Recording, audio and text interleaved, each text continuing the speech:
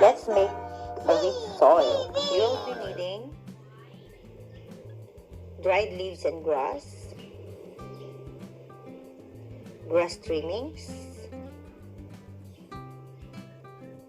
kitchen scraps, shredded papers, and rice water. This will be for just 1 month. Are you ready? Of course, we need a bucket. You make like that. Your bucket should have holes at the bottom for drainage purposes. Alright, here are the things that we need. As you can see, we have dried leaves and dried grasses, and all you need to do is to cut them so that they may really easily be decayed, just like that. Alright, after cutting them, we need also to cut our fresh materials, just like these grass trimmings. Okay, we will cut them. All you need to do is to have a sharp scissors.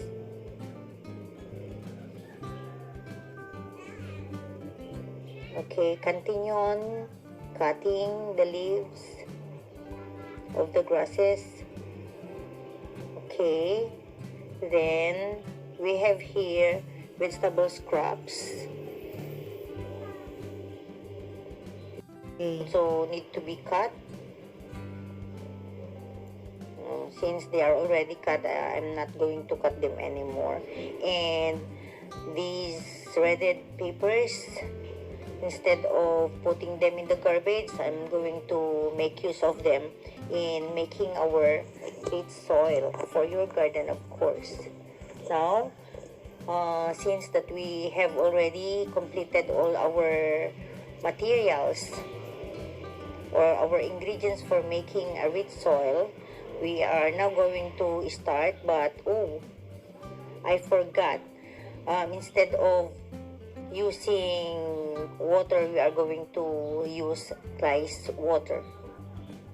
Alright, first, of course, we do layering. We are going to put garden soil. Then, I'm going to start with dry materials. Alright, put dry materials, then fresh materials. That's what I always do. I am layering them or putting them in the bucket alternately. First with dry materials, then the fresh materials, dry materials, then fresh materials. As you can see, I am putting now one of my dry materials, that is the shredded paper. Okay. After that, I'll put again fresh materials. I mean, the kitchen scraps. Then, of course, I'm going to cover again with garden soil. Let us make sure that our materials are covered perfectly with soil, garden soil, I mean. Okay, let us put some more. Keep going. There, we have still some space, so we will try again to put more. First, dried materials. I'm putting these dried leaves and dried grasses, dried trimmings of plants. Then the fresh material, which are the grass trimmings. You can also put fresh leaves that are being cut from your plants. Then dried materials again, the shredded papers. You can also make use of cupboards. Then of course, I'm putting all now the vegetable scraps. And of course, we are going to cover them again with garden soil. It is very easy. You know what? If you always do this, you are not going to have more garbage. You can lessen them, and of course, by lessening them also, you can have your rich garden soil, and your plants will gonna be, of course, they will be happy.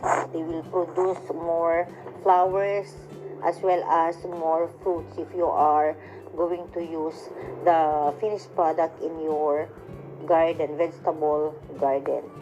But of course, because I am pretty much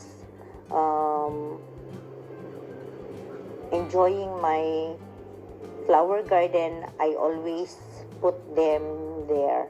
All right, lastly, I am now putting the rice water. All right, you wait until the water is drained, and after which, if it is already drained, you cover it, then put in a shady area, and just wait for a month or two.